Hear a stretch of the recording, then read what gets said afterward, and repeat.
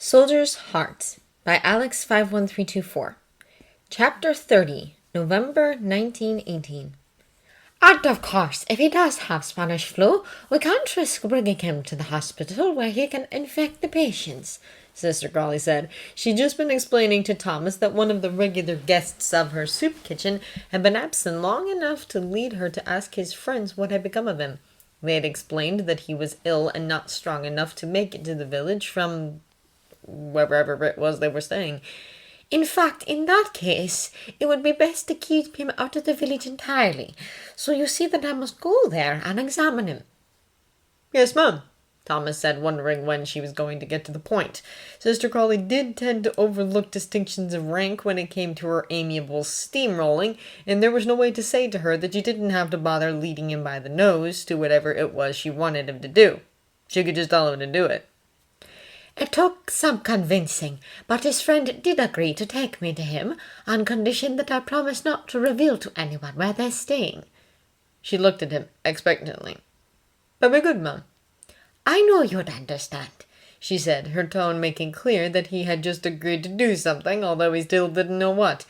It wouldn't be at all right for me to go to some sort of tramps encampment on my own. I'm sure they're all perfectly decent men, of course, but well, there is the look of the thing, and I really would feel more comfortable.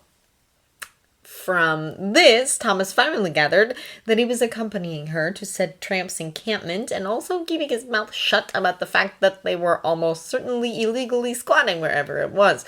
Well, that wasn't so bad. He considered asking whether Major Clarkson had given his blessing to this venture, but he was fairly sure he knew the answer already. It would make a great deal more sense for Major Clarkson to go himself, as he was more qualified than Sister Crawley to diagnose the sick man, and had nothing to fear for his virtue in a tramp's encampment. And if something went wrong, it would be better if he could claim it had never crossed his mind that the expedition was unauthorized. I see. When are we going? Immediately, she said. Our escort was very reluctant to show us the way there, and I'm afraid that if he goes back on his own ahead of us, the other men will talk him out of it. Naturally, people who had been subjected to the steamroller treatment did sometimes begin having opinions of their own if they were given time to think. Of course, Mum. Just let me give a few instructions to Corporal Rollins and we can be on our way. Fortunately, she left his office, so he didn't have to dance around the subject when he summoned Rollins in. Sister Crawley's dragging me off on one of her mad schemes, he said, handing over the key to the drugs cabinet. So I'll need you to hold down the fort. Anyone asks, I've nipped down to the village for cigarettes, and I'll be back any moment, but in the meantime you'll help them with whatever it is they want me for. All right, Rollins said, pocketing the key. What if it's Major Clarkson asking? Thomas had to think about that one for a moment. If he pops in unexpectedly, tell him the same thing. If I'm not back by the time he comes for rounds, something's gone really wrong. So tell him I popped up for cigarettes earlier, but I ought to have been back in plenty of time, and you're starting to wonder what's keeping me. Frowning slightly, Rollins asked, Just how mad is this scheme? Not too mad. Some light trespassing. Nothing to worry about, really. Dragging Sister Crawley to the medical supplies room downstairs, Thomas found her stuffing a rucksack with various items. More evidence, if he needed it, that Major Clarkson did not know where they were going or why. If he had, she could have gathered her supplies from the hospital. She gave him the rucksack to carry, of course, and he put in a box of hospital-issue cigarettes. Most of the officers preferred to smoke their usual civilian brands, so they had plenty. They met their escort outside the kitchen courtyard. He might have been the same bloke Thomas had seen outside the tobacconist's shop and sent to Sister Crawley, or he might not have been. Either way, he was in the same mold, thin-faced, ragged, leaning on a cane. Sergeant Barrow, this is Mr. Duggan, she said, as if they were in a drawing-room. He'll be coming along to help. Duggan gave a wary nod. Sarge. You can rely on his discretion, as you can on my own, Sister Crawley added. They set out. It wasn't too bad of a day for early November, windy but not very cold. The skies had also been clear for the last several days, a fact of which Thomas was glad when it developed that they were going on a cross-country ramble.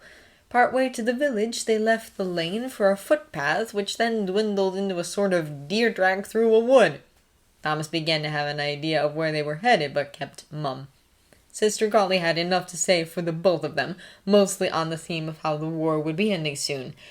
And once it is, the government will have to do something for our wounded heroes.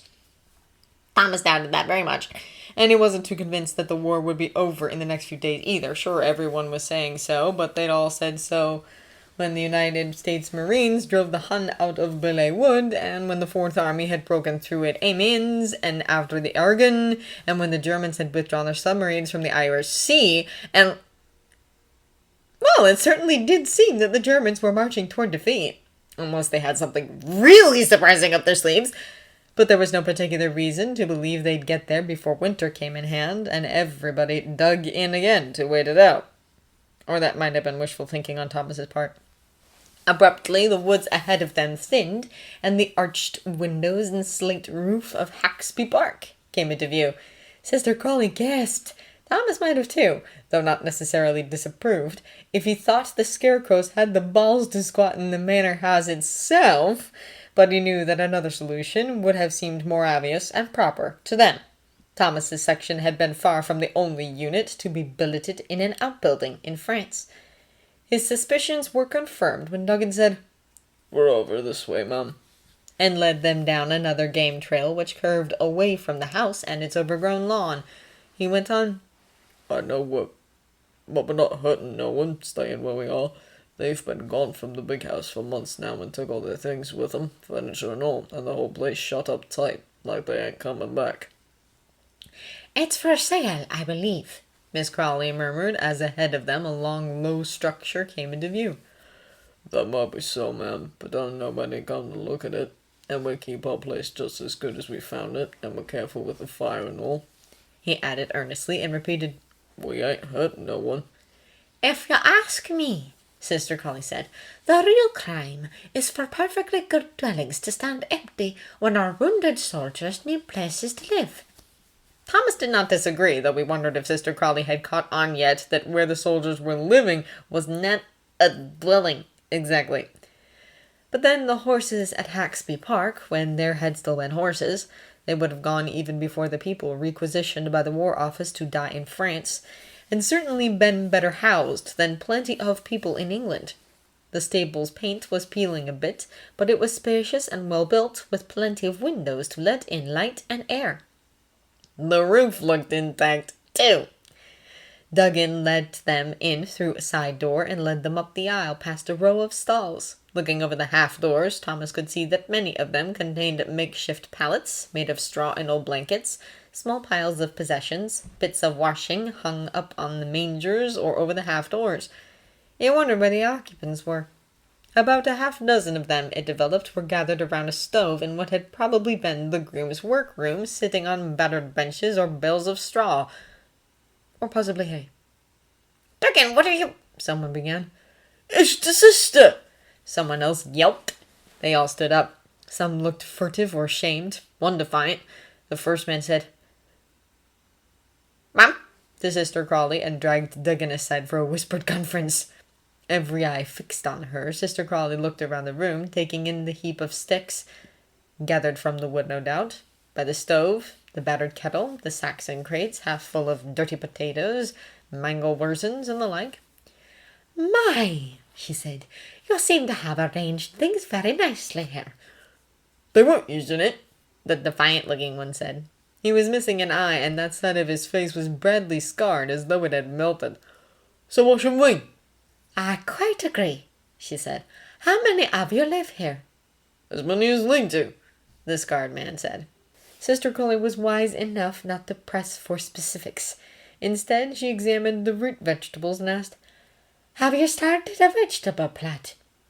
One of the other men, leaning on a cane, answered, "We've not been here long enough for that. No, we work when we can and take what we can get for it. Usually not much more than a meal, but with the harvest there's been more work to be had. So we tell 'em we want some of whatever we're bringing in to take with us. To put by for winter, like. Now we've got a place to keep it." "Very sensible," Sister Crawley said. "Do you hold your food supplies in common, then?" "Stuff like that, yeah," the man with the cane said. "Most of us could do a job of work on a good day. But they ain't all good days, are they?" Sister Crawley asked a few more questions about food supplies, and then men explained how they planned, once the harvest was finished, to glean what grain they could from the reaped fields, and then gather walnuts and chestnuts from the wood. Sister Crawley delicately avoided the question of poaching, but Thomas thought that if the men didn't have their eye on any of the free meat hopping, flying, and scampering around the wood, they were mad. Shortly, Duggan came back to him. "All right, Ted's just this way," he said, leading them down another row of horse stalls.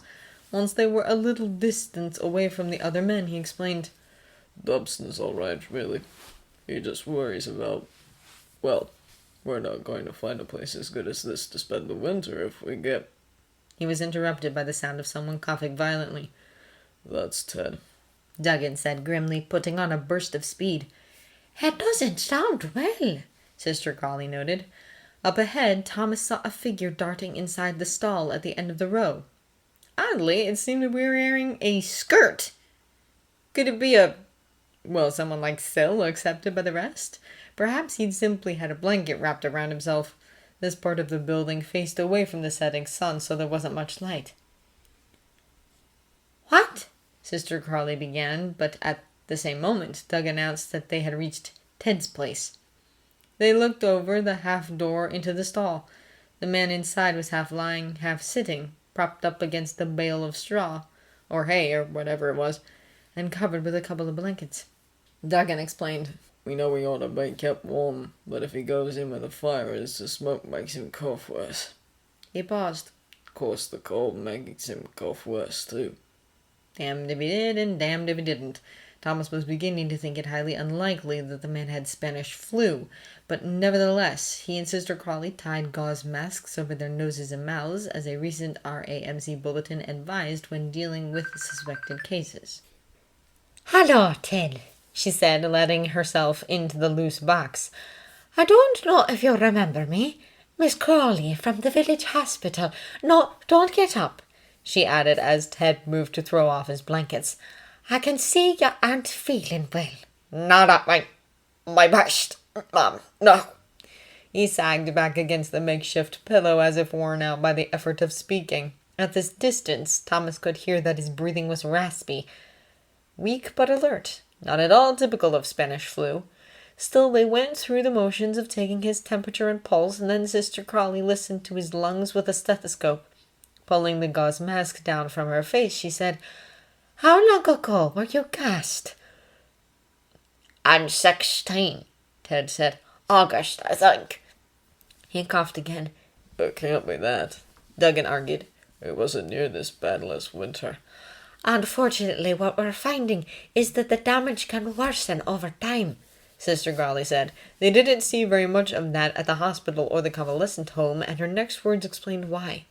"There are inhalants that can give some relief, but the most effective treatment is relocation to a warm, dry climate." That treatment might be possible for officers, gentlemen, or at least temporary ones drawn from the educated middle class, but not the working class enlisted men, even the ones that had jobs and homes to live in. In Ted's situation, it was something of a cruel joke even to mention it. Both Ted and Duggan were too polite, or perhaps too embarrassed, to say so. Finally, Thomas said, "So what are we going to do?" Sister Crawley rallied. "Since he isn't contagious, we can take Mr. Ted to the hospital for care." "He ain't an officer," Duggan pointed out. "Dr. Clarkson remains responsible for the medical needs of the village," Sister Crawley said. "He'll be admitted as a civilian patient."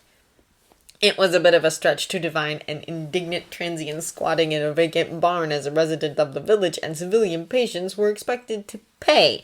But Thomas expected that overcoming those objections was well within Sister Crawley's capabilities. She continued, "I'll make the arrangements and return for him tomorrow or the next day. In the meantime, keep him as warm as you can. You might try heating some bricks or even large stones on the stove and put those in with him." "Yes, ma'am," Duggan said. "Thank you." Thomas had a number of questions, but decided they could wait until the patient and his friend were no longer in earshot. However, their departure was to be further delayed. Upon leaving Ted's living quarters, Sister Crawley turned left, heading down the row of stalls instead of back the way they had come. Thomas, lacking much choice in the matter, followed her. The final stall in the row had a bit of sacking hung up as a curtain over the half-door. Absurdly, Sister Crawley knocked on the door below it. The only answer from within was some rustling and hushing noises. Sister Crawley pushed the curtain aside. "Ethel!" Sister Crawley sounded shocked. As well she might. Ethel had disappeared months ago, just taken off from Crawley House while everyone was distracted by Mr. Matthew's injury and return. She'd grabbed some stuff on her way out, food and clothes mostly, and a few shillings, but Sister Crawley had decided against involving the police. Now Sister Crawley fumbled with the latch on the stall door. Thomas stepped forward, not sure whether he meant to help her or stop her, and saw that inside the stall was indeed Ethel, dressed in a hodgepodge of garments and clutching the baby, now a fair bit larger, to her chest. She backed away from the door. "You can't have him," she said. "I won't let you take him. I couldn't take him against your will, even if I wanted to," Sister Crawley explained calmly, finally getting the half-door open. "Is that why you ran?" she asked as she entered the stall. Falling back a few feet, Thomas met up with Duggan, who'd come out of Ted's stall, perhaps to find out what the raised voices were about. "The sister knows her?" he asked. Thomas nodded. "She used to be a maid at the big house," he explained before it occurred to him that she might have told some other story. "She's all right here," Duggan said earnestly. "I mean, the man don't bother her none." "Good," Thomas said vaguely. He'd thought of Ethel a few times since she disappeared, wondering where she'd ended up. He'd have guessed she was long gone. To London, perhaps, or some faraway place where whatever story she told to explain the baby would be difficult to check. Why would she have stayed this close if she expected Sister Crawley to come after her for the baby, let alone what she'd stolen? Possibly because, as a place to live when you'd no money and no way of earning any, this place was hard to beat. Duggan was still talking, rambling about how Ethel didn't go out looking for work as the men did, but she mended their clothes and helped with the cooking and washing, and in return they shared what food they had and entertained the baby while she was busy with her chores. "He's a clever little lad, a jolly," Duggan said admiringly. "Walking a bit now, as small as he is." There was a protracted bout of coughing from inside Ted's stall, and when Duggan went in to attend to him, Thomas drifted back over to where Ethel was. "Not at all a suitable place for a young child," Sister Crawley was saying. "I can't imagine what you were thinking. I didn't have a lot of choice, did I?" Ethel repeated defiantly. "Jolly's all right here. He's got his mother." Thomas reached for his cigarettes, then remembered Duggan saying that they didn't have Ted in the room with the fire because the smoke aggravated his lungs. Cigarette smoke probably wouldn't be any better for him. Retreating as far up the aisle as he could and still keep Ethel's apartment in view, he leaned up against the door of a vacant stall and lit up. As he did so, one of the ragged men appeared. Wordlessly, Thomas handed him a cigarette. Nodding his thanks, the man lit it, hunched awkwardly to one side to get his other hand up to his face to shield the match. The movement was both odd to watch and, to Thomas, intimately familiar. "Stock shoulder?" "Yeah." "That's what mine is." Thomas's wasn't as bad, though, or hadn't been, since the physiotherapy he'd gotten at the Royal Orthopedic. He wondered if the man's injury had been worse than his to begin with, or if he hadn't gotten the level of care Thomas had. The man, he guessed, might well have been wondering the same thing, or at least why Thomas was standing here well-fed and in an army greatcoat, while he was wearing rags and digging potatoes one-handed to keep the wolf from the door. To forestall any questions on the subject, which he'd not be able to answer in any case, Thomas put his cigarette down, balancing it on the top of the hall door to the stall, and took off the rucksack. "Nearly forgot I had these," he said, digging out the carton of cigarettes. "Nicked them from the hospital. You can show them around." Juggling his own cigarette into his bad hand, the man took the box. "Thanks. You won't get in trouble for taking them." "No, they send us plenty, and it's all officers, so they usually buy their own. Besides, if the war did end in the next few days and the army kicked him to the curb, it could be a very worthwhile investment." He wondered if there were any stalls vacant and whether Ethel would put in a good word for him with the membership committee.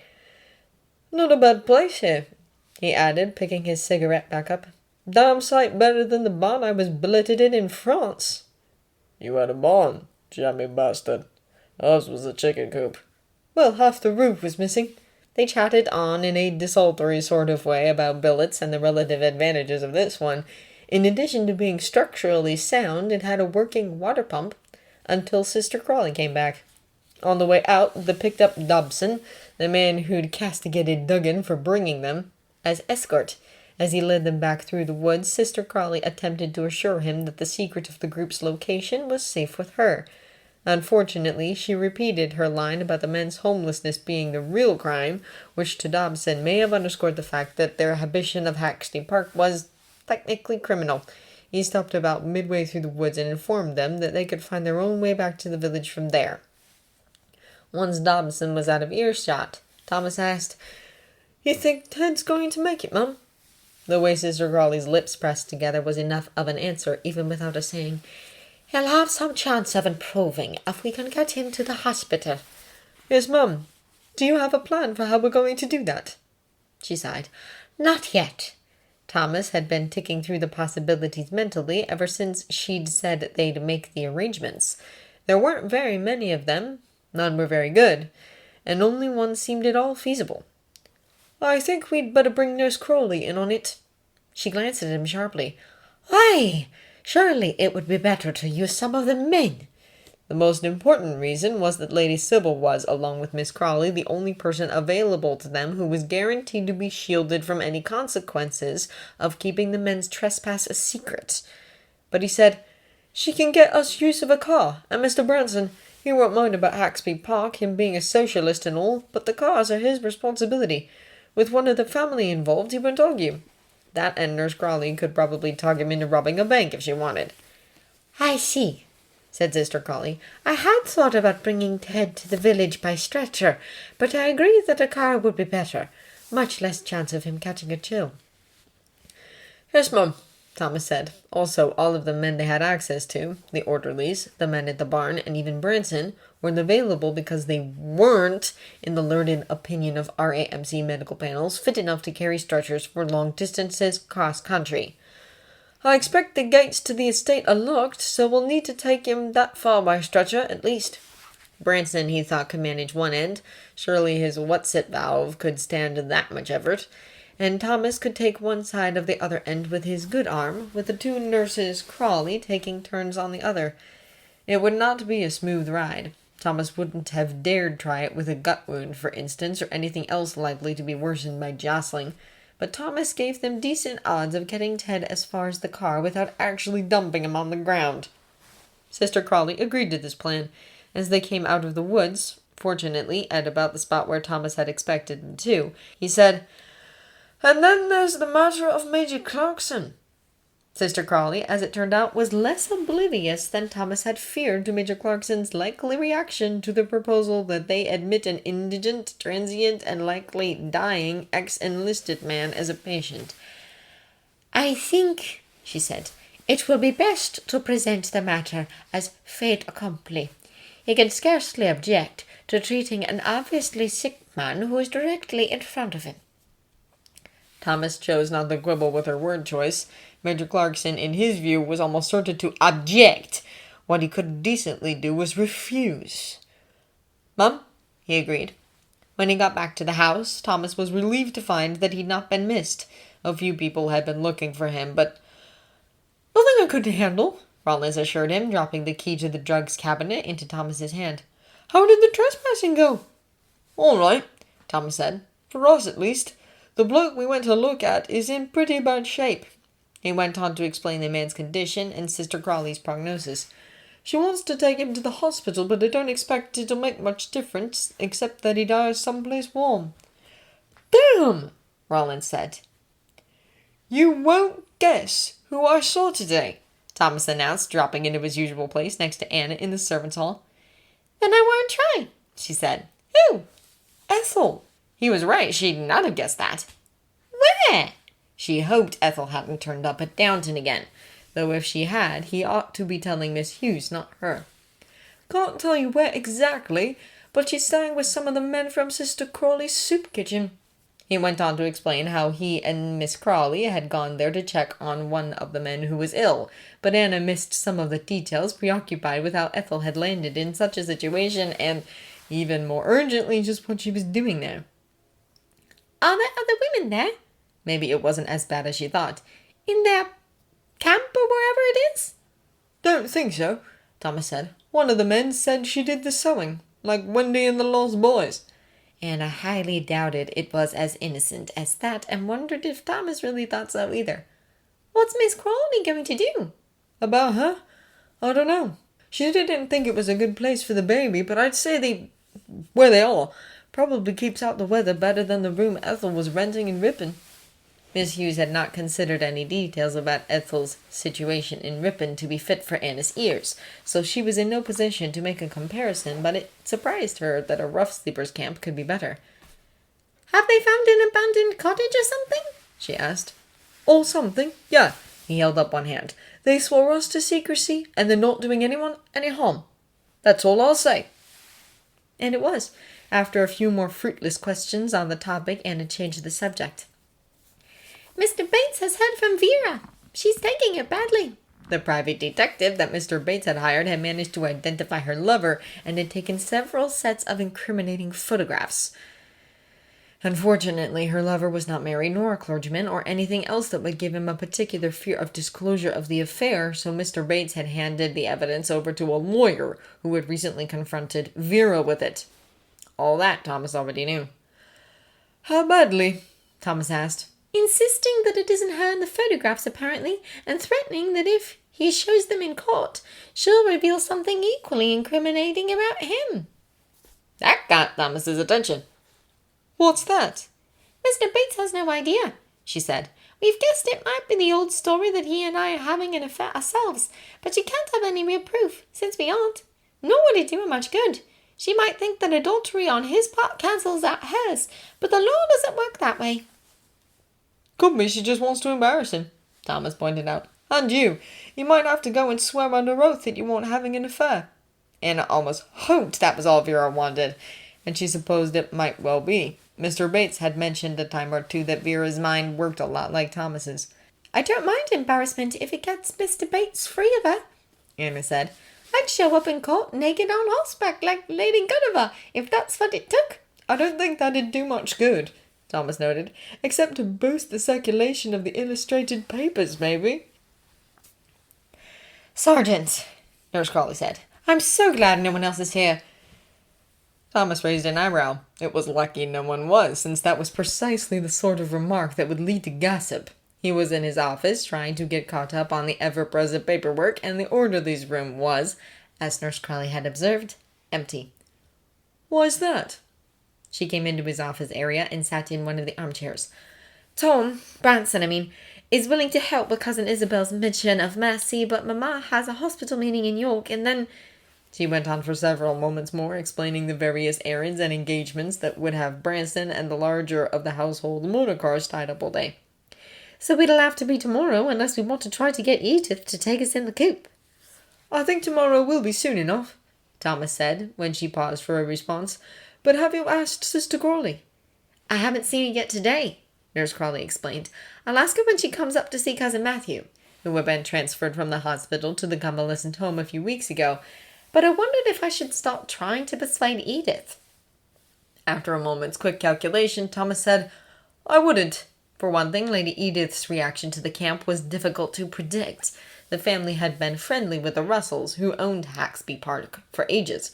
It wouldn't be surprising if Lady Edith thought they ought to be informed about the trespassers on their property. Nurse Crawley, with her vague but radical political impulses, was less likely to feel that way. And if she did, Thomas was confident that between them, Sister Crawley and Branson would be able to convince her otherwise. I'm not sure the coupe will be big enough for the whole party, and we'll need Branson to carry the stretcher. I can help carry it, Nurse Crawley said with a touch of indignation. I'm counting on it, Thomas told her, since I can't. Oh, she said. Right.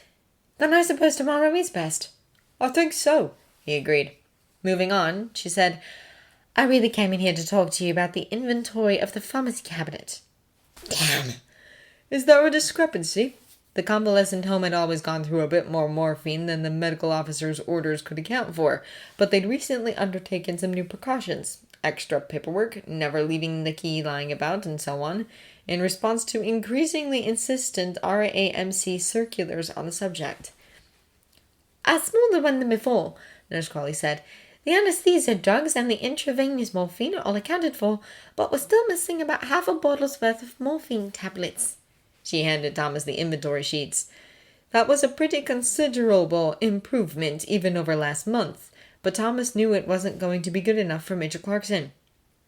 The trouble was that the new precautions meant that any innocent explanation for the missing tablets was increasingly unlikely. In former days, when a patient needed a morphine dose, Thomas, or whoever had the key on a given shift, would hand it over to the patient's nurse or orderly, who would fetch what was needed, relock the cabinet, and return the key. At least that was what was supposed to happen. Often the person would forget to lock the cabinet again, or leave the key sitting in the middle of Thomas's desk, or even, more than once, dangling from the lock, making it easy for any ambulatory patient who was getting less morphine than he wanted to help himself. Another problem was that quite a few of the staff found it inconvenient to track down the person who had the key every time a patient needed something from the cabinet, and so would draw out a shift's worth all at one go, often taking a few extra for incidentals, or failing to return the extra tablets if a dosage was changed, or a patient transferred to someone else's caseload. And that was on top of people taking the odd tablet or two for their own aches and pains, or giving in to a patient's pestering for an extra dose. Under that system, it would be quite easy, over the course of a month, for various small mistakes and misdeeds to add up to half a bottle's worth of missing tablets, with no one person really to blame. Now, Thomas, or whomever he left in charge of the drugs cabinet, was supposed to go to the cabinet personally, unlock it, count out the prescribed number of tablets, and lock it up again. No one was allowed to handle the key without having it impressed upon him or her that the controlled drugs were to be given out only according to doctor's orders, and that the key was never to be given to anyone else or left unattended. Someone was either being wantonly careless with the key or taking the stuff deliberately, and there was a limited number of people it could possibly be. At least the number was limited compared to the entire staff plus enterprising patients. Between night shifts, Thomas's days off, and occasional temporary absences like yesterday's, close to a dozen people, including Thomas, Nurse Crawley, and Rollins, had had the key in their possession at one time or another since the last inventory. "We'll have to inventory it more often," he said. The inventory took ages. The physical count of what was in the cabinet had to be checked against the day book, which in turn was checked against patients' charts.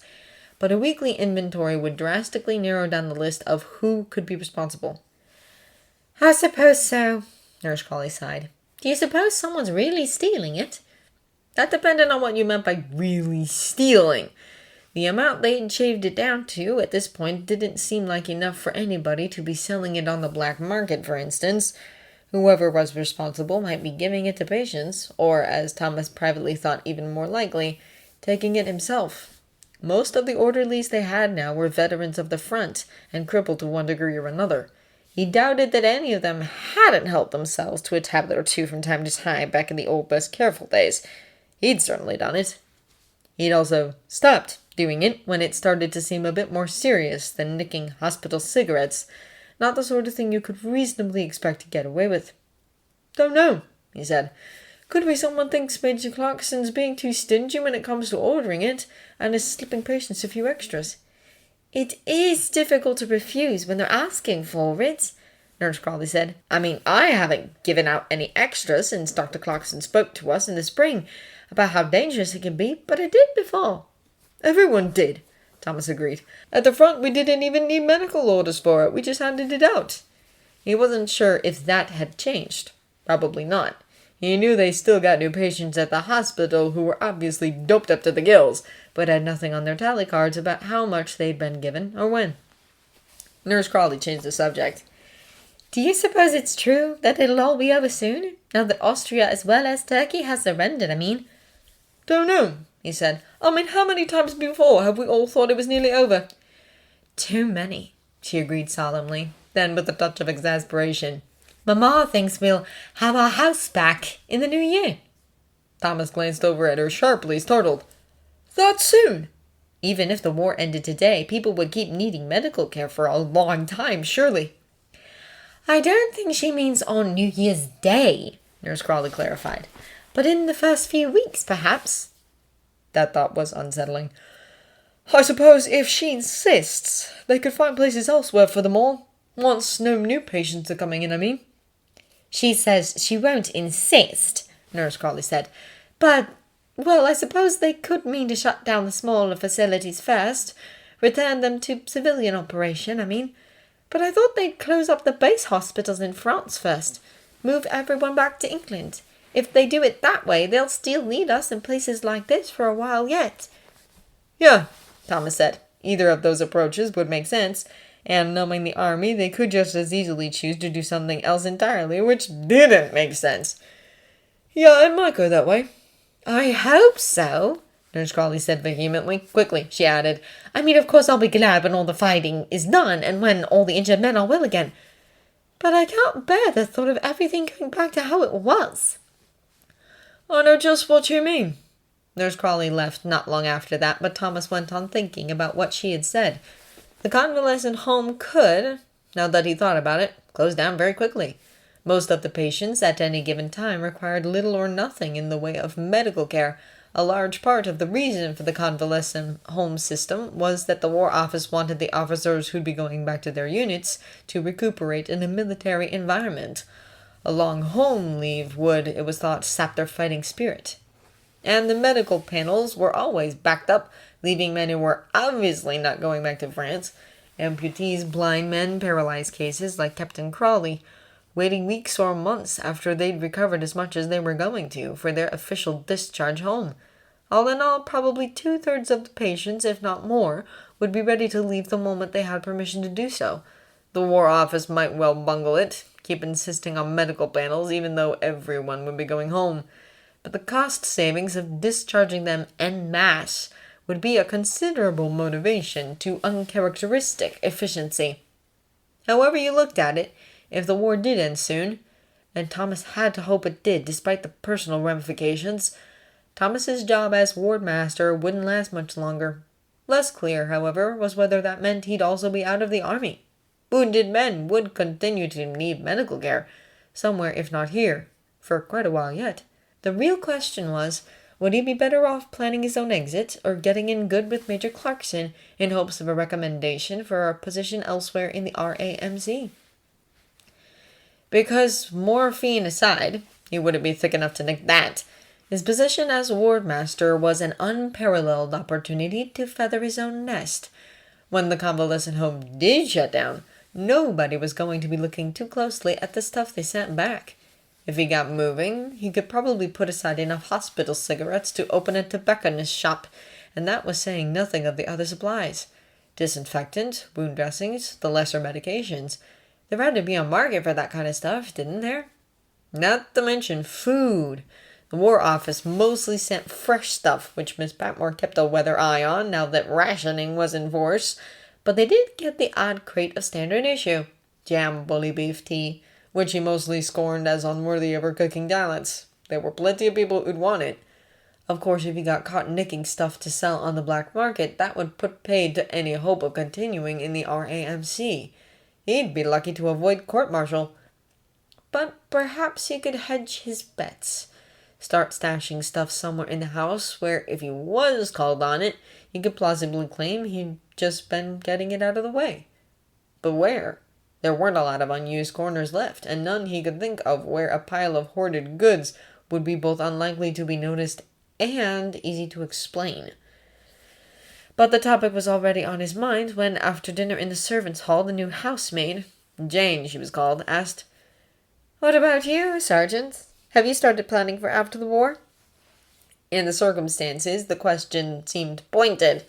They hadn't even been talking about the end of the war. O'Brien had been asking insinuating questions about how Bates's divorce was coming along. "Not really," Thomas said, turning the page of the newspaper he was reading. "Who's to say it really is ending?"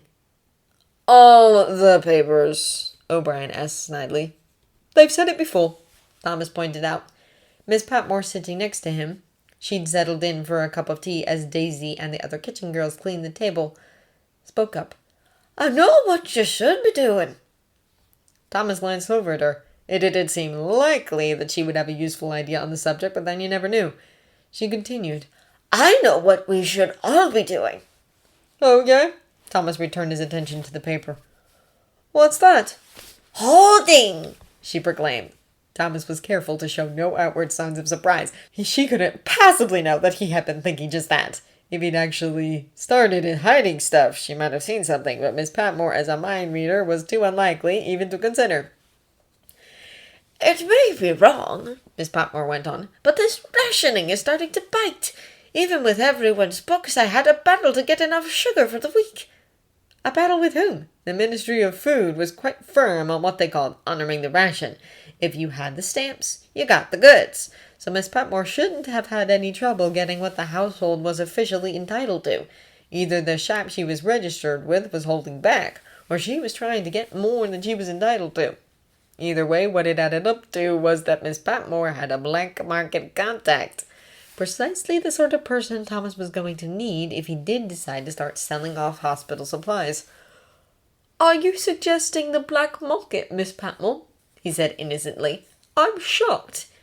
"Oh, I doubt that very much," Miss Patmore said, and unfortunately picked up her teacup and left without saying anything else useful. Before she'd been gone a minute, Anna said reprovingly, "I hope you aren't going to get mixed up in the black market." "Tell her," Thomas retorted. "Really, that was an entirely unfair accusation. She's the one who brought it up." Anna just sighed, but Bates chimed in. "You really shouldn't. There were all kinds of unsavory sorts in that business." "I'll be sure to pass that along to Miss Patmore," he said. Honestly, if it was a pouring rain, he'd go outside for a cigarette just to get away from all this baseless slander. "I don't know what you think I'd be doing with the black market. All I buy is cigarettes and they're not rationed." So the hospital ones wouldn't be worth much, unfortunately. "Luckily for you," O'Brien said. "And you," Thomas told her. "I'm glad you know better than to get involved with that sort of thing," Miss Hughes said, with an air of one putting an end to the topic. "Is there anything interesting in the paper?" By the next day, the rain had dwindled to a drizzle, and then to a sort of heavy mist. After lunch, Thomas, Branson, Nurse Crawley, and Sister Crawley were in the car heading for Haxby Park. The rolled-up stretcher projected partway out of one of the rear windows and would be very difficult to explain, but then the composition of the party would also be difficult to explain if anyone asked. At the entrance to the estate, Thomas hopped out and checked the gates, but they were, as he'd expected, locked. "We go on foot from here." "Should we hide the car?" Nurse Crawley asked as they all piled out, "in case anyone passes by?" It was a little cloak and dagger, but perhaps not a bad idea. The last thing the encampment needed was anyone asking questions about what was going on in Haxby Park. Thomas exchanged a look with Branson, who said, "I'll back it behind that hedge so it won't be quite as noticeable." Once he'd done so, they pushed their way through a thin spot of hedge and started up the footpath. It was muddy from the heavy rain, which would add to the difficulty of carrying the loaded stretcher back. As they walked, Branson said, "Should Lady will really be seeing whatever it is we're going to see?" "I'm needed to help carry the stretcher on the way back," she explained a bit tartly. Branson, who was carrying one end of the rolled-up stretcher along with Thomas, turned to give him a sharp look. Thomas sighed. "If I could lift stretchers, I'd be at the front right now." He explained his plan. "Branson, you'll take one end, the other I'll get one side with my good arm, and the nurses will take turns on the other. It won't be a very smooth ride, as the rest of you have no experience, but we've plenty of room, and there's no one shooting at us, so that'll help." Really, they ought to have practiced it, but it wasn't as though he could order the 2 Crawley ladies to report for stretcher drill. "We'd better hope there's no one shooting at us," Branson said. "Isn't there a caretaker?" Thomas had asked the man with a bad shoulder about that. "An old gaffer," he said. "Rheumaticy and deaf as a post. His cottage is round the opposite side of the big house, and he doesn't often leave it." When they neared the stable, Sister Crawley forged ahead to give the men some warning of their coming. They stood outside just long enough for Thomas to start thinking about a cigarette until she came back and waved them in. There were more men about than there had been the other day, likely due to the miserable weather. Their injuries would have stiffened up in the cold and damp, and there'd not be much farm work to be had. Some rested in the horse stalls, others gathered in small groups, smoking or working on various things. The scene reminded Thomas of a quiet stretch of trenches, except drier and cleaner. Nurse Crawley, however, was looking about with wide eyes, occasionally gasping. "They live like this?" Thomas heard her asking Branson. Branson and Thomas exchanged a look. "Plenty of people live worse," Branson said. "Compared to a lot of peasants' cottages in Ireland, this is a luxury hotel." "Compared to a lot of the billets in France, too," Thomas added. "I was expecting a lot worse." "But the Russells aren't even using a house," Nurse Crawley said. "Don't you think if we wrote them—" "No!" Thomas and Branson said simultaneously. Branson continued. "They already know, my lady, that there are people in this country without houses, just like they know that in Ireland." Thomas stopped listening as Branson banged on for a while about Ireland and the perfidy of English landlords, noting absently that Nurse Crawley was listening with rapt attention. He wondered why an English landlord in Ireland would be worse than one in England, and also whether Nurse Crawley had noticed yet that her own father was one. When they reached the horse stall where Ted was living, or gasping out his last at any rate, Nurse Crawley left Branson alone on his soapbox to rush in and minister to him. Sister Crawley took advantage of her distraction to pull Thomas aside. "I'm afraid I must go and give Ethel some bad news," she said. "Please make sure that Sybil doesn't follow." Curious about what the bad news could be, Thomas followed her part way to Ethel's stall, stopping far enough away that he could turn Nurse Crawley back if she approached, but near enough that he'd hear any raised voices. The first thing he heard was Ethel saying, "I'm still not giving him up." "Yes," Sister Crawley answered. "You were very clear on that point. That being so, I decided to check into Major Brian's whereabouts. I thought perhaps— well, never mind that. Well, I'm sorry to have to tell you that he's been killed," she said. There was a moment of silence, then a sharp inhalation of breath. "That's it then. I'm ruined." She already was, Thomas thought, but Sister Crawley said, "I had hoped that perhaps his commanding officer could bring some pressure to bear, but— well, there's no hope of that now. I take it you've nothing in writing? An acknowledgement of paternity or the promise of marriage?" "If I'd anything like that, don't you think I'd have used it by now?" Ethel said with understandable frustration. Satisfied he'd heard all there was to hear, Thomas moved closer to Ted's stall, where Nurse Crawley was talking animatedly about how much more comfortable he'd be at the hospital and the various treatments they could try. He couldn't tell from her voice whether or not she knew how unlikely it was that any of it would do any good. He could tell that Ted was breathing a bit worse. That'd be the damp. As she talked and Ted wheezed, Thomas drifted a bit closer, and eventually Nurse Crawley noticed him. "Sergeant," she said, "are we ready to go? Where's Cousin Isabel gotten off to?" "She's speaking with one of the others," Thomas said. Since he didn't say one of the other men, it was true. "But we might as well get the stretcher set up." They set it up in the aisle, where there was more room to maneuver, after Ted assured them he could walk that far. Thomas contrived to keep Nurse Crawley mostly facing the opposite way from Ethel's place, and as they were finishing up, Sister Crawley emerged. "Is Ted ready to go?" she asked. "As I'll ever be, ma'am," Ted said from inside the stall, interrupted by a bout of coughing. "He really doesn't sound good," Nurse Crawley said to her in an undertone. Ted's friend Duggan turned up to help him get to his feet and shuffle over to the stretcher. "I'll look in on you when we come down tomorrow for our dinner," he told Ted. "At least." He looked over at Sister Crawley. "Visitors are allowed," she said. Thomas wasn't entirely sure that was what Duggan had been asking, but he accepted the answer. Once Ted was situated, Thomas directed his team into position. He'd been unable to come to a definite conclusion about who should go where. As the path to the car went downhill, the foot end would bear more weight, but the head would be trickier, but managed to sound confident as he sent Branson to the head.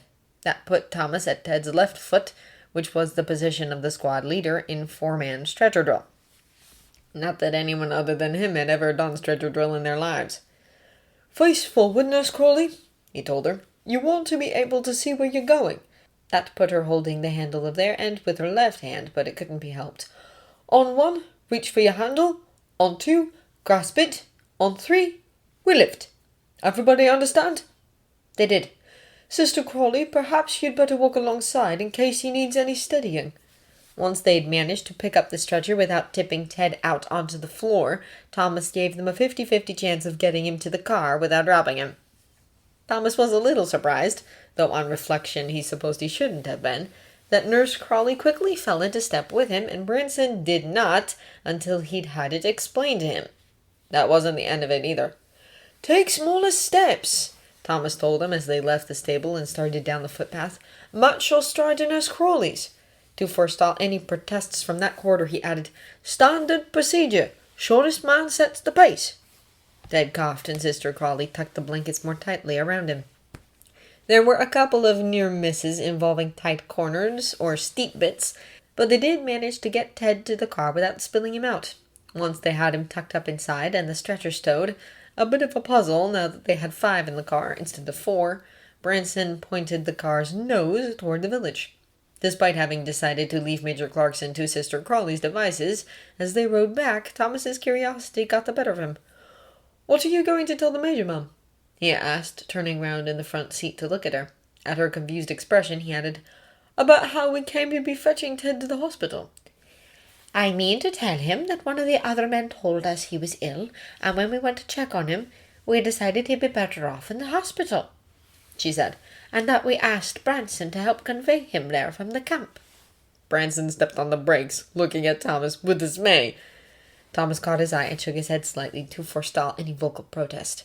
Sister Crawley, misunderstanding the problem, said, "I won't say where the camp is, of course. If asked, I will simply say that we promised not to tell." "Right for some," Branson murmured, setting the car in motion again. "Though, really," she continued, "if you ask me, the War Office ought to requisition Haxby Park. It's a disgrace for it to be stamped and empty, when it could serve as lodging and a centre for rehabilitation for men like the ones living there now." Ted started to say, "Well, you can't," but was interrupted by a bout of coughing. While Thomas was still trying to figure out how to get across to her what disaster that suggestion would bring down, Branson said, "Ma'am, if you draw attention to it, all it's going to do is get those men tossed out into the cold." That was one way of putting it. Nurse Crawley said, "Don't you think that drawing attention to their situation might motivate the government to do something?" "No," Branson said flatly. "It's a very nice idea," Thomas said tactfully, "but I don't think the owners of Haxby Park will see it the way you do, ma'am." This isn't fairyland. Further discussion on the point being useless, he rolled on. "In more immediate terms, I can't know where the camp is, nor should Branson for that matter." Thomas wished he hadn't thought of that, because his first plan had been to persuade Sister Crawley to leave him out of her story and simply get out of the car before they got to the village. "But you do know," Sister Crawley pointed out. Thomas considered pounding his head against the window. "Major Clarkson can't know that I know, ma'am," he said. "Or Lord Grantham that Branson knows. Because if we're asked, we'll have to say." "I'm not sure I would," Branson said. He took his eyes off the road for a moment to glance conspiratorially at Nurse Crawley. "But I'm not quite ready to give up my job yet." Nurse Crawley started to say, "Papa wouldn't," but then fell silent. After a moment she said, "Oh, what about this? You and Sergeant Barrow brought Cousin Isabel and me as far as the crossroads and waited there while we went into the camp. We carried Ted back to the car ourselves." She glanced at Sister Crawley. "I'm sure we could have if we'd had to."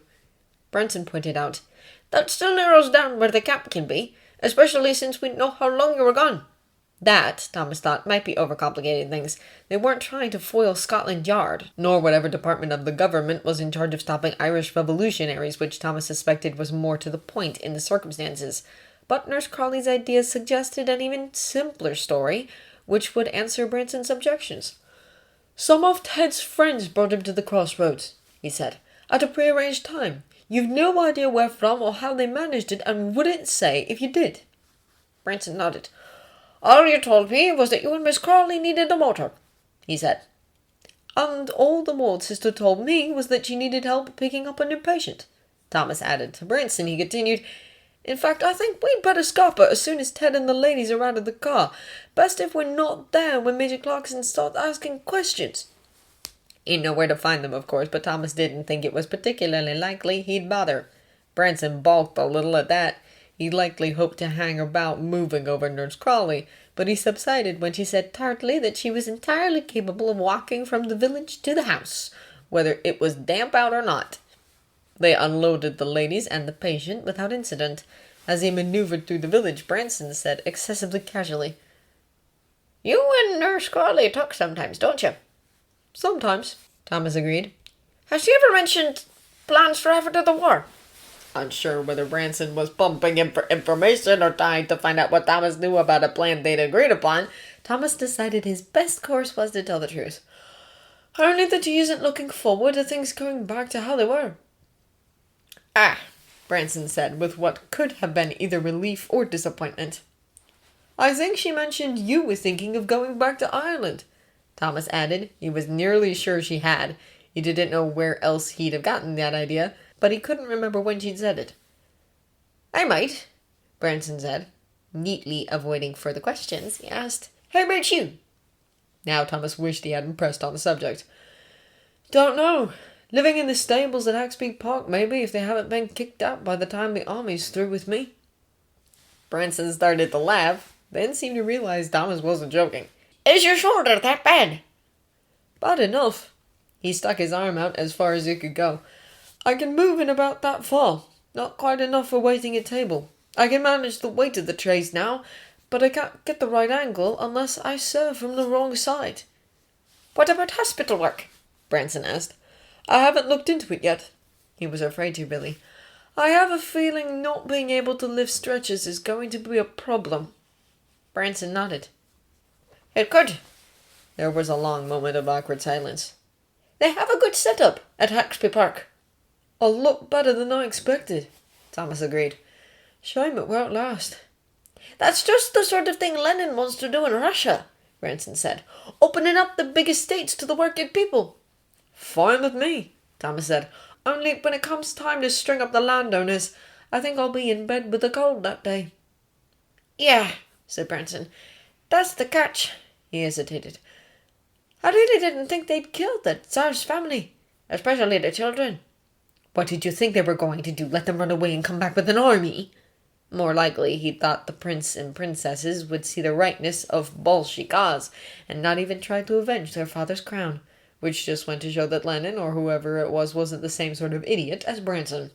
After a moment or two, Branson rallied and started talking about how, while Lady Sybil was naive to think that the Russells would willingly give up their empty house as a hostel for down-on-their-luck ex-soldiers, that she'd think they would shows how she's not like the rest of them. Thomas didn't argue, and when they reached Downton, hopped out of the car at the top of the drive on the excuse that he'd best be checking what his men had gotten up to in his absence. Not much, fortunately. Rollins reported nothing out of the ordinary. "How did the secret mission go?" he asked, handing back the key to the drugs cabinet. "Fine," Thomas said. "Except she thinks—" Belatedly, he realized he couldn't say what she thought without saying where they'd been. "She has all sorts of grand ideas of what the War Office ought to do for crippled ex-soldiers." "That's not new," Rollins observed. True. It was a shame her plan for Haxby Park had no chance of coming off. He'd be ideally positioned to step into the role of wardmaster, or whatever they'd decide to call it, if the whole thing wasn't a pipe dream. He probably ought to talk to Sister Crawley about it anyway. Then, when it didn't happen, she might feel some obligation to help him find some other sort of job. Except that the very thought was exhausting. No sense borrowing trouble, he told himself. The war wasn't over yet. So Edith thinks he really is Patrick, but she's the only one who does. Well, Papa's being circumspect on the subject. Returning to the house from the village, Sybil had found her steps turning toward the garage instead of the house, reasoning that Sergeant Barrow couldn't really be expecting her back yet. Cousin Isabel had rather rushed her out after getting Ted settled. She had stopped in to have a talk with Tom. Only now she found herself babbling about the badly burned Canadian who had turned up claiming to be their long-lost cousin who they'd thought died on the Titanic. Tom at least pretended to be interested. "But rough on Mr. Matthew if it is really him," he noted. Yes. She wondered what Mary would do if it was true and Patrick could prove it. She'd never been terribly enthusiastic about marrying Cousin Patrick, even when he'd been fairly good-looking, and she cared a great deal for Cousin Matthew. But she also cared a great deal about being Countess of Grantham. Silence stretched between them for a moment. Have you given any more thought to after the war? I've scarcely thought about anything else. But you haven't come up with an answer yet, he supplied. Not yet, she admitted. She did want to marry him. But whatever Mary thought, she wasn't naive enough not to realize what a different life it would be from the one she'd always expected. And while she wanted a different kind of life as well, with this change there would be no going back. Have you written, I suppose, to any of your family about it? She knew what Mary thought of her plans and could guess what the rest of her family would think, but Thomas' family were a complete mystery. Well, I wrote my mother there was an English girl. Girl, not lady. It was sort of thrilling. Yes? And you didn't take that part too badly. So then I said you were a Protestant. Once she's got used to that, I'll tell her the rest of it. He gave her a sidelong look. If there's a reason to.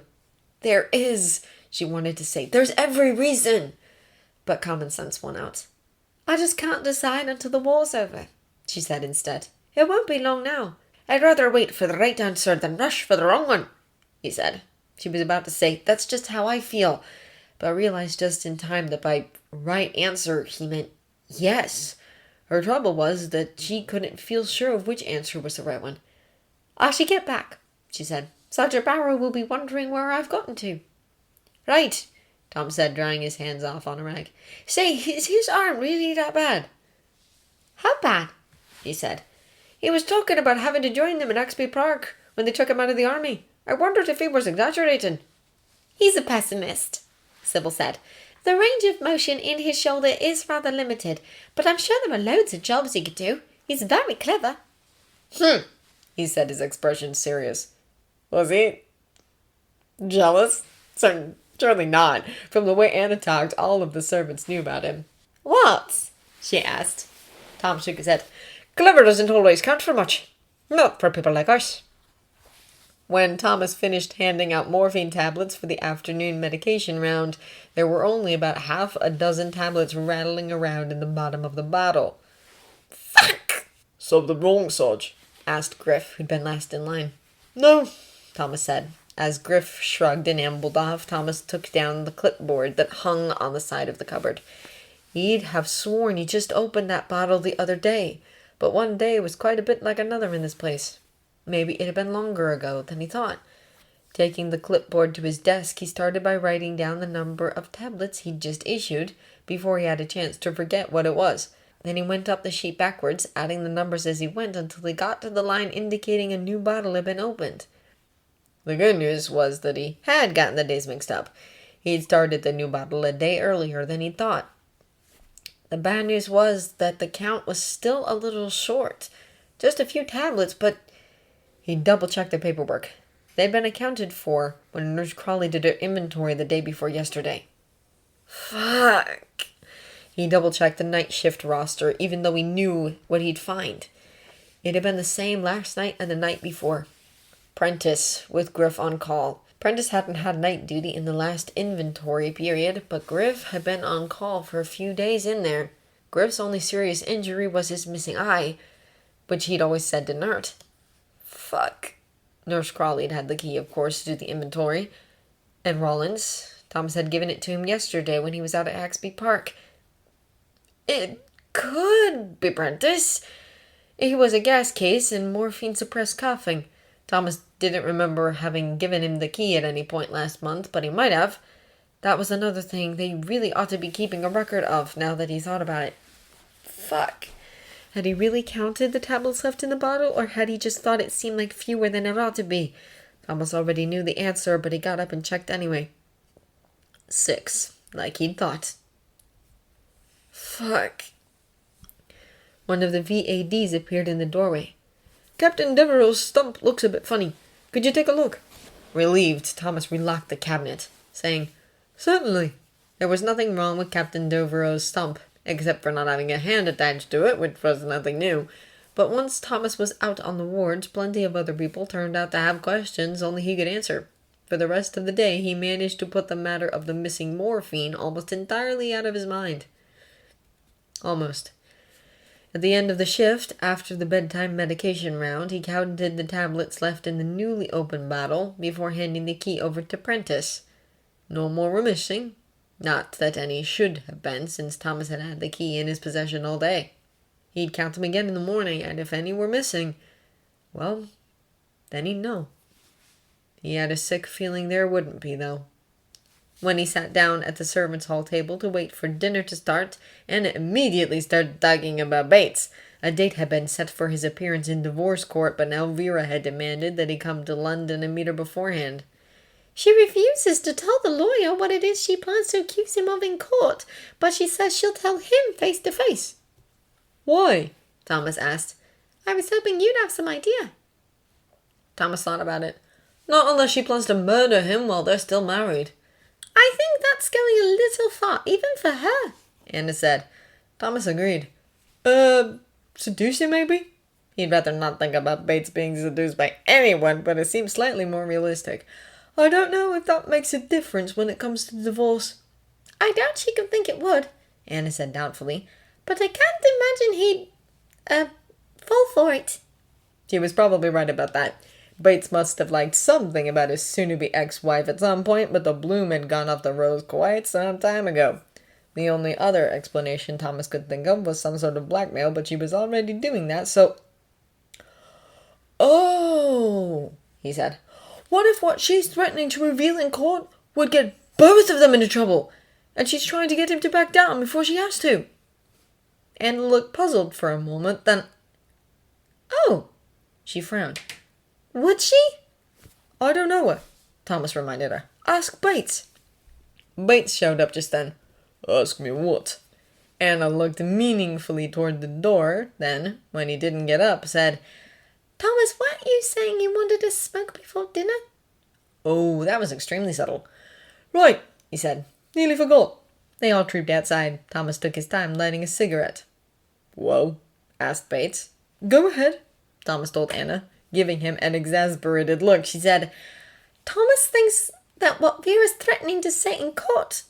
I never said I thought it, Thomas interrupted. It was just an idea I had. What is it? Bates asked a trifle impatiently. How much trouble would you be in, Anna said, if she told them in court that she really stole the silver all those years ago and your confession was a lie? Bates turned to stare at him. Really? You don't even want to hear his first two guesses, Anna said. I'd be in a lot less trouble than she would be, Bates said. But you might think I'd stay married to her to avoid going back to prison for perjury. Only I never caught on to what she was hinting at, so now she's got to spell it out. And she can't put it in writing or tell the lawyer, because then I'd have proof that she was the real thief. He nodded. It holds together. Only if she's mad enough to go to prison herself just for the chance of you going as well, Anna pointed out. I wouldn't entirely put it past her, Bates said. but I expect she's counting on me not to call her bluff. Will you? Anna asked. If it comes to it, Bates said. yes. A prison sentence ends, but I can't imagine I'd get a very long one for confessing to a crime to spare my wife. I think I'd better go down and talk to her after all. She'll see that I'm not going to give in, no matter what. He glanced over at Thomas, who was trying to look as though he wasn't listening avidly. She did steal the hotel register, by the way. The only bit you got wrong is that she took the entire book, not just the pages her man signed. Of course, Thomas realized. A woman could carry a big handbag or a shopping basket or something. Bates continued. But she didn't get the first one that my friend had moved to the back office. My lawyer says that, along with the photographs, will be enough to prove she was unfaithful. Good, Thomas said, since they seemed to be expecting him to say something. He considered asking what they thought he ought to do about the missing morphine. Perhaps there was some perfectly straightforward solution that he wasn't thinking of, just as neither of them had been able to come up with any explanation for Vera's behavior. But before he could quite make up his mind to raise the subject, they started heading back indoors. By the time Thomas had finished his cigarette and joined them, they were talking about something else. Lady Edith believes him, Anna said. Lady Beery doesn't. I'm not sure if Lady Sybil has an opinion. His lordship hasn't said much. Bates said. Except that he's asking Murray to look into it. But I gather Mr. Matthew is distressed. After a few more moments of listening failed to shed any light on what they were talking about, Thomas finally resorted to asking. Major Gordon, Anna said. There was a convalescent home patient with that name and rank, but Thomas had no idea why the family would care one way or the other about some story he told. The Canadian? He asked. Anna and Bates exchanged looks. Haven't you heard? Anna asked. He's saying he's Mr. Patrick. Patrick Rowley. Bates amplified. They quickly brought him up to date on the story the man was peddling. It involved losing his memory in the sinking of the Titanic, only to have it suddenly return when he'd been blown up in Passchendaele. In the interim, he'd supposedly built a new life in Canada. That's the most ridiculous thing I've ever heard, Thomas said. Then you're in agreement with Lady Mary, Anna said. I'm surprised Lady Edith fell for it. Thomas saw a bit of her in the convalescent home and thought she was more sensible than that. Anna sighed. She was in love with him, she said. With the real Mr. Patrick, I mean. I thought he had an understanding with Lady Mary, Thomas said. He did, Anna confirmed. Only this Gordon is saying he really loved her all along. Now we can see where she fell for it. Wonder how he figured that out. It could have been a shot in the dark, he supposed, that landed better than Gordon could have anticipated. What comparatively plain middle sister wouldn't be flattered to hear that her elder sister's all-but-fiancé had preferred her all along? One explanation is that he really is Mr. Patrick, Bates pointed out dryly. Lady Edith says he remembers lots of things from when they were growing up, Anna added. Only Lady Mary says they're all things he could have guessed. Almost automatically, Thomas began thinking of ways they could catch him out. It was fairly easy, Thomas knew from experience, to have a lengthy conversation without mentioning any concrete, checkable facts. If the other person was not being so cautious, you could probably use the same method to give the impression of shared reminiscences, when really all you'd done was agree with what the other person said. And now that Gordon had been in the house a while, he'd probably picked up all sorts of convincing details. But nobody remembered everything from childhood, so if they asked him specific questions, he could always claim to have forgotten. What would be harder to explain, Thomas realized, would be if he agreed with things that weren't true. Right, he said. All Lady Mary has to do is make up some story about their childhood and see if he remembers it. What do you mean? Anna asked. I mean, he's got to be just playing along whenever Lady Edith says, do you remember this? What about the time when we that? Right? If he isn't Mr. Patrick, yes, Anna admitted. So Lady Mary does that, only the story isn't true. It should be stuff like a child will remember. The time we had a picnic and a dog stepped on the cake and we all cried. That sort of thing. Now Anna was nodding. I see what you mean. It would have to be several stories. If it's just one, he could say something similar must have happened somewhere else and he got confused. Good point. The other two talked about a few more refinements and variations on the plan, while Thomas tried not to think about ways to trick the morphine thief into revealing himself. He'd already come up with 2, maybe 3, by the time Branson showed up, for some reason, and started banging on about the German Republic. He was still on it when Carson and Miss Hughes showed up and dinner started. No, Carson pronounced when Branson paused for breath. I don't think so, Mr. Branson. The Kaiser will go, I grant you, and maybe the Crown Prince too, but there'll be regency, mark my words. Monarchy is the lifeblood of Europe.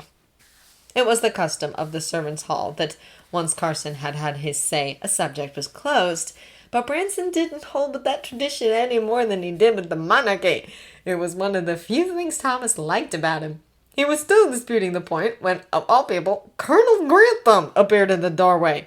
Branson did stand up with the rest of them, just as well probably. Thomas didn't fancy seeing Carson explode tonight.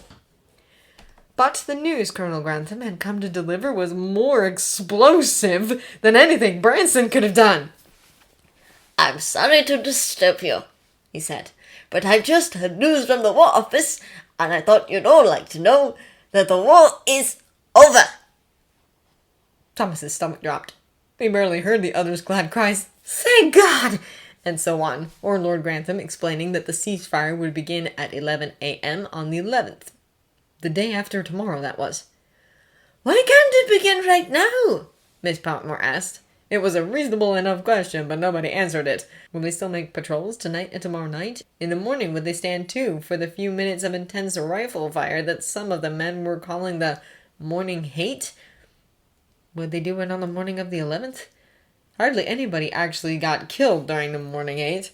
Everyone on both sides knew it was coming, and all you had to do was keep your head down. But there was always a chance.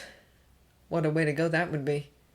Lord Grantham went on to tell them that they'd gather in the main hall to mock the moment, adding that he expected all of them to be there. He couldn't really order Thomas to attend, but doubtless many of the patients would want to, and the orderlies. Thomas's absence would be conspicuous. He'd have to get through it somehow. The end of the war. Christ! Lord Grantham left and someone started pouring wine. Thomas held his glass out automatically. To peace! Someone said, raising a glass. Thomas echoed it numbly. To peace. It was good. Of course it was. All of the killing and dying and suffering was over. Well, most of the suffering. He couldn't be sorry about that. He wasn't a monster. He just felt like he was standing at the bottom of a mountain, watching an avalanche slide toward him. Are you all right? Anna asked him once she had finished hugging Jane and Daisy and God who knew else. He nodded. Why wouldn't I be? She bit her lip. You said... He knew what he'd said. It hasn't hit me yet. Downing the rest of his glass, he added, I'd better go tell Griff and Prentice. They'd want to know. By the time Thomas got upstairs, Lady Edith and Nurse Crawley were circulating among the patients sharing the news, and Prentice and Griff had been drawn by the commotion. The Crawley sisters did seem to be making some effort not to wake those who'd already gone to sleep. But of course their fellow patients did not share their scruples, and in short order everyone was up and about and talking excitedly. Thomas allowed himself to be thumped on the back, shaken by the hand, and similar indignities, and said things like, Yes, quite, and Thank God, in response to remarks like, I never thought I'd see the day, and It's finally over. Once the news had been spread throughout the house, Prentice asked if he could run down to my billet, Sarge, and tell them all. In the circumstances, Thomas could hardly refuse. But straight there and straight back. If your billet mates want to tell everybody else, they can do it without you. And mind, you're still on duty, he added. Already the officers were delving into their private stocks of whiskey and so on, posting the occasion. In fact, shortly after Prentice grabbed his greatcoat cap and rushed off, Thomas found himself having a glass of whiskey pressed on him by one of the officers. It was the sort of moment where that lot liked to tell themselves that distinctions of rank were unimportant. Well, he wasn't on duty, technically. Thank you, sir, he said, accepting it. To your health. And peace, of course. To peace, the officer echoed. It didn't take long for the general jubilation to die down. Some of the officers carried on celebrating. Thomas suspected an edge of mania to their good cheer in the recreation room, but the rest drifted into the main hall or back to the wards, gradually settling in small knots to talk about friends who hadn't lived to see the day, or what their units back in France might be doing on this night, or how strange it would be to go back to their normal lives. It was the latter that Griff wanted to talk about when Thomas found him fetched up against one of the pillars in the main hall, a half-finished drink in one hand. He moved to get rid of it when he saw Thomas, noticing that he had it, but Thomas waved him off with a, Just so you're in a fit state to handle it if any of them overdo it. He settled back against the pillar, taking a sip. So that's it then? Yeah, Thomas agreed. How much longer do you suppose they'll need us here? Thomas shook his head. They haven't told me anything. He'd have to ask Major Clarkson in the next day or two if he didn't volunteer the information. Everyone would want to know. Typical. He turned his glass in his hand. This wasn't a bad job, all things considered. What did you do before the war? Funny how Thomas had never wondered that before.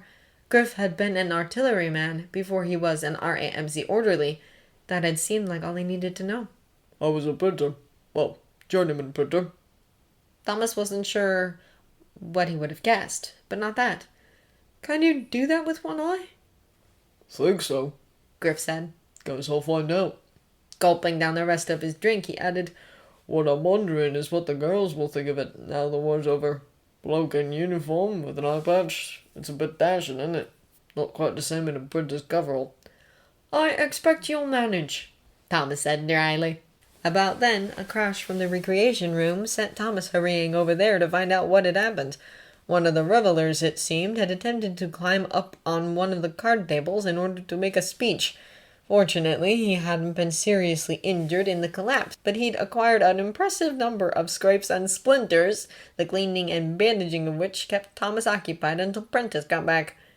After reminding the group in the recreation room that others in the house would want to go to sleep soon and would appreciate some quiet along with their peace, and instructing Prentice and Griff to be alert for further signs of overindulgence, Thomas trudged up to bed.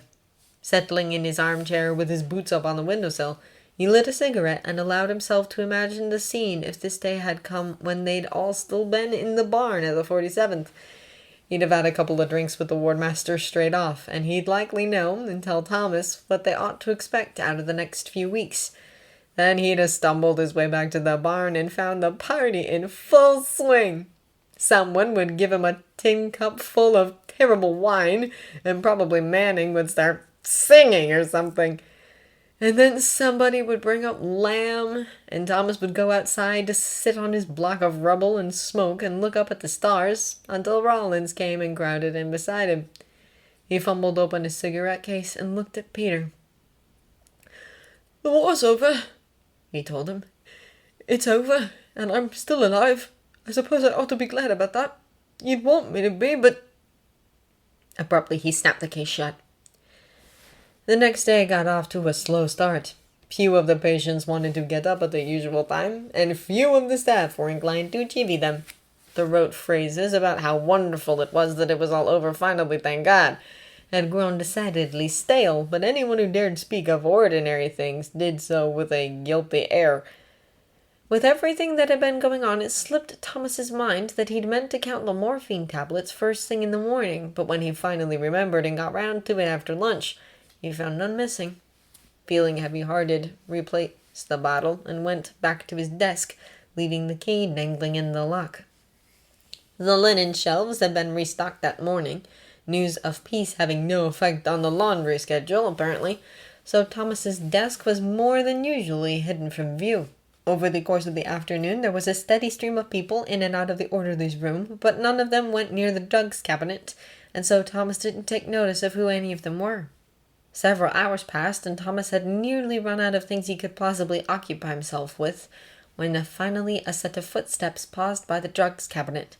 He heard the slight creak of the hinge and the rattle of the bottle being taken off the shelf. He almost didn't look. The war was over. Did it really matter? He stood up and, moving as quietly as army boots would allow, peered around the side of the linen shelves. "Oh!" Rollins jumped about half a mile, stuffing something in his pocket as he came down. "Barrow, I didn't see you there. Somebody left the key in the lock." "I know," Thomas said grimly. Rollins looked away. "Barrow!" He held out his hand. Rollins put the key in it. He kept holding out his hand, and after a moment Rollins, looking away again, dipped into his pocket and handed over a few morphine tablets. I just need them to get to sleep sometimes," he said. "I don't take them when I'm on duty." "Good," Thomas said. He went around Rollins and shut the door to the room. He only ever did that when somebody was getting a bollocking, so none of the others would interrupt for anything other than a dire emergency. Since Rollins was his friend, Thomas waved him into one of the armchairs instead of making him brace up in front of the desk. "Is it your leg?" he asked. A lot of their amputees had pain in their missing limbs. "Yes," Rollins said. "And I've tried asking the MOs for something, but they just say it's all in my head." "I know," Thomas said. That was what they were supposed to tell the amputees when they asked for morphine. "It helps, though. I know they say it can't, but it does." "I know." A lot of the patients said that. "And I can't buy it because the druggists aren't allowed to sell it to anyone in a uniform." "I know," Rollins sighed. "Do you have to tell Major Clarkson?" He should. Thomas knew he should. "Not if you stop." He'd have to stop giving Rollins the key, too. Since Rollins nearly always had it when Thomas was out, they were bound to notice, but it couldn't be helped. Rollins nodded tightly. "I'll stop he promised. I know I shouldn't. It really does hurt, though. I'm sure it does. Is there anything else that helps? Drinking, Rollins said. But it takes a lot. The morphine leaves me in a better state to work the next day. Thomas bet it did. The headache powders don't do anything? No. A bromide will put me out for an hour or two, but then the pain wakes me back up. He'd seen that too with patients. I'll talk to Clarkson. At a wordless sound of protest from Rollins, Thomas added, I'll tell him patients are asking. That wasn't a lie. They did ask. Maybe the RAMC's come up with something new. And then, if there is anything, I can bring up that you've been having trouble too. All right? All right, he agreed. I bet they haven't, though. Thomas didn't think it was terribly likely either, but he didn't have any other ideas. I'll ask the ward sister, too. She's more interested in new treatments than he is. Since he wasn't working night shifts at the hospital anymore, Thomas didn't have the opportunity to read Major Clarkson's medical journals, but Sister Crawley did. And he bet she was scanning them avidly for any news about spinal injuries. Right, Rollins said glumly. Thomas wasn't feeling too cheerful either, but he made an effort. You'll probably be going home soon anyway. Civilian doctor might not know morphine's not supposed to help. He brightened a little. True. They talked about the end of the war for a bit and their friends back in France. Cat's in for a shock, Thomas noted. He'd likely be all right. The civilian population would return when the soldiers left. Somebody would give him a home, but his days of condensed milk and sardines on demand were numbered. Blank used to talk about bringing you back to England when it was over, Rollins said. How? Thomas asked. He didn't think much of Plank's chances of getting on a troop ship carrying a cat basket, even if he could somehow get the cat into one. I'm not sure, Rollins admitted. He tried to stuff him in your rucksack when you left, but he didn't like it. How surprising. Thomas supposed he'd better be glad it hadn't worked. He could just about imagine the cat in the railway car that had taken him to the base hospital bouncing around like a table tennis ball. Apart from that, the last full day of the war, was filled mostly with ordinary things. Getting the patients their meals and cleaning up after them, changing their dressings and going on rounds with Major Clarkson, taking delivery of a supply shipment and putting it all away. Like any other day. Thomas came down to dinner that night looking subdued even for him. Anna wondered if the news had now hit him, as he'd put it. Even though his minor breakdown had been overshadowed by Mr. Matthew and poor William's miraculous return, and then by the news of Ethel's pregnancy, she'd never quite forgotten hearing him say, Once it's over, the dead will really be dead. It was a strange thing to say on the face of it, but she thought she understood. While the war was going on, everything was temporary, for the duration. Life wouldn't go back to exactly how it was. Life never did. But now that it was over, they would start to find out what the new world, the post-war world, looked like. For everyone, that new world would have gaps in it. Holes. For Anna, they would be fairly small. William was gone and she would miss him, but she'd never expected to know him for the rest of her life. He'd have moved on to a new job or married and gone back to his father's farm or... Well, his loss was a yawning chasm in some people's lives, but only a small one in hers. As was the matter of Mr. Matthew's legs and Lady Mary's vague yet dire confidences about what it meant for their married life. But Thomas had lost Mr. Fitzroy, and all those other people whose names he only mentioned when he was overcome with strong emotion, but who had apparently been important to him. "All right?" she asked him when he sat down beside her. He nodded. "Except nobody wants to do any work now the war's over, but the patients still insist on eating and having their dressings changed." "It has been difficult to concentrate on ordinary things," she agreed. "Is that what it is?" He shook his head. "Won't be my problem for too much longer at any rate." "Have you had any ideas about what you're going to do as a job?" she asked. "No." She waited, and finally he elaborated slightly. "I'll have to talk to Major Clarkson. He was too busy today." "Do you mean to stay in the RAMC, then?" Or maybe he hoped to work for Dr. Clarkson. That didn't seem terribly likely. He never needed an orderly before.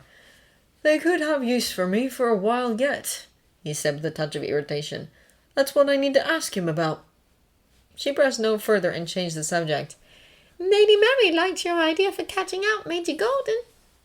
I think while the clock strikes, we should all make a silent prayer, Colonel Grantham said. They were all lined up in the main hall, and getting the patients there had been a bit of a job, Thomas didn't mind saying. It was mostly the more badly injured who were still in the house. A lot of the ambulatory cases had signed themselves out to attend celebrations likely to be more raucous than the one here. But there were a couple of dozen patients in the main hall, along with the staff and the household staff, and the family. Thomas stood between Major Clarkson and Rollins. Grantham continued, to mark the finish of this terrible war, and what that means for each and every one of us. Let us remember the sacrifices that have been made, and the men who would never come back, and give them our thanks. Could there be anyone today who wasn't thinking of the men who would never come back? Was there anyone that lucky? Colonel Grantham might have needed the reminder. All he'd lost was a footman. The moment the clock struck, Colonel Grantham stood to attention, and everyone else in uniform did the same. They stayed that way as the clock struck again and again, ringing out its tearful death knell. Thomas had never hated a clock more. At last it was over, and the assembly let out its collective breath. Colonel Grantham made a few more anodyne remarks, and everyone fell out talking quietly. Most of the servants headed immediately for the green baize door that would take them back downstairs, but Anna darted over and squeezed his arm. Are you all right? She asked. I'm fine, he said as Major Clarkson, who was starting to leave, turned to look at him. And I'm on duty. Of course you are, she said, stepping away. I'll see you later then. He hurried to catch up with Major Clarkson, who said, I suppose the rest of the patients are at the pub, Sergeant? Yes, sir. Most of them. He hesitated.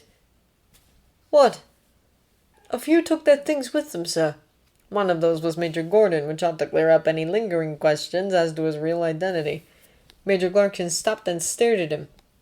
I don't suppose you could have stopped them? Those who asked if they could go home, we told them we'd had no orders on the subject, and they'd best wait. Short of putting guards on the doors, which we haven't the men for, sir, I'm not sure what else I can do. No, Clarkson acknowledged, resuming his walk down to the village. But they are absent without leave. In the circumstances, I doubt the army will make an issue of it, but make a list of any who aren't back by tonight. None of the men have left, I trust? No, sir, but they have been asking what's going to happen next, with the convalescent home and everything. You'll know when I know, he said. There was a circular this morning, but all it said was that casualties continued up until the moment of ceasefire, and that we should expect them to move through the chain of evacuation as normal. Typical. So we just carry on as usual until we're told otherwise, Thomas concluded. Yes, any officers with medical panels this week should report for them as scheduled, and we'll be getting our convoy on Thursday as usual. But be careful how you say that. We don't want people getting the idea that things will change next week. They may, but they may not. I understand, sir. He hesitated. I understand that Lady Grantham is eager to have a house back. I understand that as well, Clarkson said, but she has assured me that she doesn't expect any patient to be sent away before he is ready. Now it was his turn to hesitate. The need for convalescent facilities will decrease rapidly once the demobilization is underway, but the RAMC in general is likely to be demobilized more gradually than some of the other corps. Yes, sir. What about me? He couldn't ask. I do have the impression that some of the men are quite eager to move on, but others are enjoying the work and would just as soon continue as long as there's a need. I hope that I'll be able to take that into account when it's time to begin discharges, Major Clarkson said, but I've received no instructions yet as how that will proceed. Yes, sir. That took them just about to the village, so Thomas moved on to his next point. Speaking of carrying on as usual, I've been wondering whether there have been any new developments in managing hysterical pain in amputees. Clarkson glanced over at him.